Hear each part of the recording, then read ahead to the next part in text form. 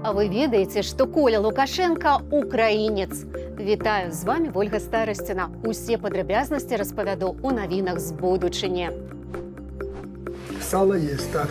Цяпер афіцыйна. Мои предки где-то там в Украине родились. Новая біяграфія Мікалая Лукашэнкі. У меня автомат этот есть. Кожнай беларускай сям'і па аўтамаце. Работает, нет? Сталіцу Беларусі чакае вялікі сюрпрыз. Это новый проект, я бы его назвал масштабным проектом. Раком болел. Да, был рак. Лукашенко рызыкуе рэшткамі свайго здароўя. Вроде бы неизлечимая болезнь, но по многим уже вариантам излечимые.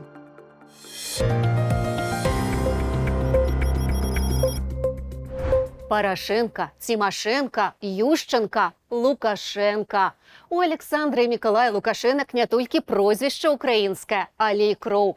Прычым у Мікалая і па бацьку, і па маці. Не проста так Коля ў сваім тэлефоне трымае нумар Зеленскага. І нездарма Лукашенко непакорлівага сына называе апазіцыянерам. Чаго чакаць ад Лукашэнкі малодшага? У меня где-то в Украине мои корни. Афіцыйны безбацьковец Лукашенко адшукаў сваіх продкаў. В Украине родились между Черниговым и Киевом. А гэта значыць... То есть вы немножко украинец?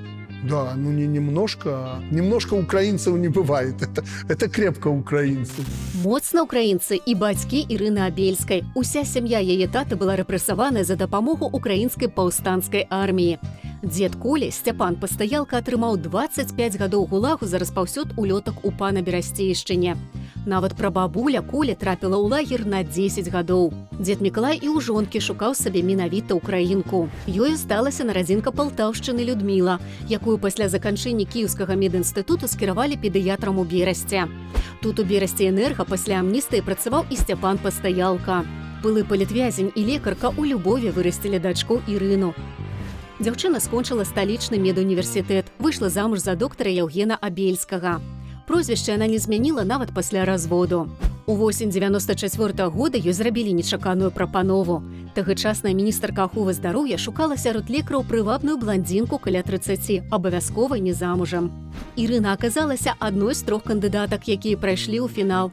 Менавіта яе абралі асабістай доктаркою першага прэзідэнта Беларусі Александра Лукашэнкі.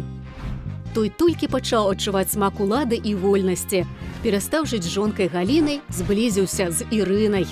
Неўзабаве падарыў ёй не толькі пасаду галоўнай лекаркі рэспубліканскага клінічнага цэнтру кіраўніцтва справамі прэзідэнта, але і новы будынак пад медцэнтр. Ты не работаешь, ты служишь и живешь 24/7, 365 дней в году. А маці Абельскай, Людміла Пастаялка, з простай педыятркі зрабілася міністаркаю аховы здароўя. Это очень важно, потому что в медицине вот эта преемственность поколений. Але міністэрскі партфель Абельскай не перайшоў. Встречаемся, любим, грустим, расстаемся. Бо ў Лукашэнкі з'явілася новая Ірына Дарафеева. Абельскую, якая на той момант была цяжарная, Лукашенко не шкадаваў. Он бил ее как угодно. И ногами, и руками, и кричал. Она была сине-черная. Сохранила плод. Родился Коля. Маці Ірыны страціла міністэрскую пасаду. Саму Абельскую адхілілі ад кіраўніцтва больніцаю.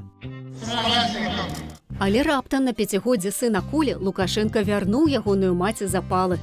Зноў прызначыў яе кіраваць сваім шпіталем. Достойный медицинский центр, который с гордостью представляет медицину нашей страны. Разам з Мікалаем раслі і магчымасці Абельскай. Яна ўзначаліла яшчэ і прыватную гімназію, сталася сенатаркаю. Я действительно очень рада, что в моей жизни удалась такая возможность стать сенатором. Апошнім часам яна зноў з Лукашэнкам і з сынам паўсюль. І ў замежных ваяжах, і на лукашэнкаўскіх імпрэзах, і на паседжаннях. Какой там у меня, аденовирус или что там было? Ну да, аденовирус.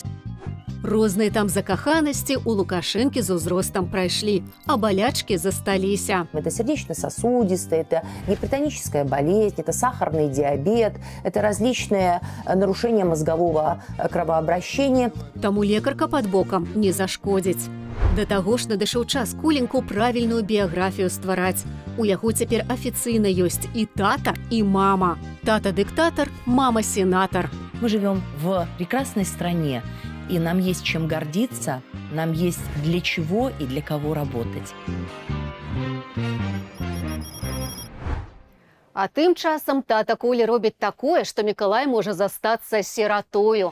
Хворы Лукашенка так імкнецца даказаць, што ён ого-го, яшчэ крэпкі мужик, што рэшткі свайго здароўя можа страціць.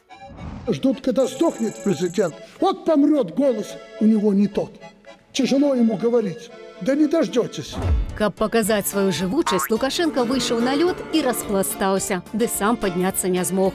Хацеў паказаць маладзецкую моц, а паказаў, як валяюцца на лёдзе 1,5 цэнтнера.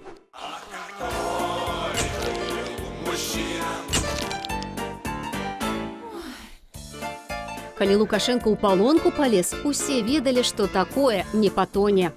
Ён пасінелымі пальцамі ўхапіўся за парэнчу, рука так і засталася сухою. Хацеў паказаць маладзецкае здароўе, а паказаў велізарнае пуза. Пасля апраўдваўся. Вагу набрал. Ну, думаю, коль вагу скидывать треба, то уже Аленка не подходит. На што тая Алёнка, калі сала скрынями ў рэзідэнцыю возяць, адмысловы хлеб экспрэс-дастаўкай з Віцебску прывозяць. Сало в ящик попрошу, чтобы приготовить. Знаешь, как в деревне раньше в ящик хлеба черного. Витебчане делали.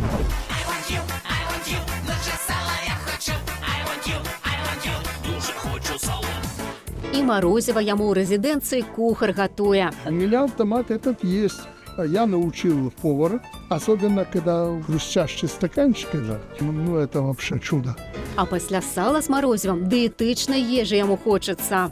Я уже пошел на кухню, я говорю, дайте мне попробовать. Нету. Калі б у нас чагосьці не было, у краму патупалі б, у чэргах пастаялі б, клункі пацягалі б, а Лукашенка з пузам на канапе чакае. Через час привезет, вот есть. И мы с малышом полшоколадки съели, попробовали твою индейку, в обед вечером взял, и все уже я уже вечером не ем. Ці ўсё ж есть? Иногда грешил вечером, все сохранили, возьму кусок отрезал, съем без хлеба. Сыты, круглы і задаволены Лукашенка і пра народ не забывае. Индейки мы уже людей приучили. Ці прызвычаіліся вы ўжо да індычкі? Пішыце нам у каментарах пад відэа на YouTube-канале Белсат Лайф. Пішыце, колькі вы скрыняў сала гатуеце і ці спраўляецца ваш асабісты кухар з апаратам для Морозева. Ды не забудзьце паставіць нам лайк.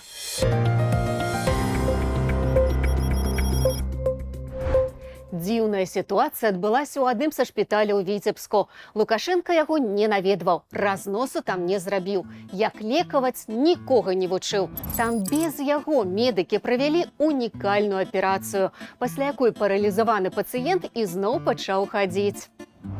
Благодаря нашим врачам скоро буду танцевать. Адмыслоўцы Цэнтру хірургічнай спінальнай інфекцыі стварылі 3D-мадэль хрыбетніка пацыента. На яе аснове інжынеры зрабілі металічны імплант, які цалкам зняў нагрузку з пашкоджанага шыйнага аддзела. Але ніхто не можа ці не хоча дапамагчы кульгаваму Лукашенку вылікаваць ягоную коленку. Как тазобедренные суставы менять, коленные там и прочее. Поэтому должен быть результат и здесь. А выніку ўсцяж няма, хоць Лукашенко апошнімі гадамі і вучыць медыкаў, і указанні ім дае, і загады. Если у него рак, он должен обязательно завтра помереть. Это неправильно. І ўвогуле паміраць няправільна. Это недопустимо. Подумайте, как это прописать, чтобы это можно было проконтролировать, с них спросить за смертность. І нават пагражаў. Ребята, я никого не пожалею. Никого. А если кто-то думает, что я умирать собрался, успокойтесь. Нам важнае вашае меркаванне пра беларускую медыцыну. Калі для вас бяспечна, напішыце ў каментарах на YouTube-канале Белсат Лайф.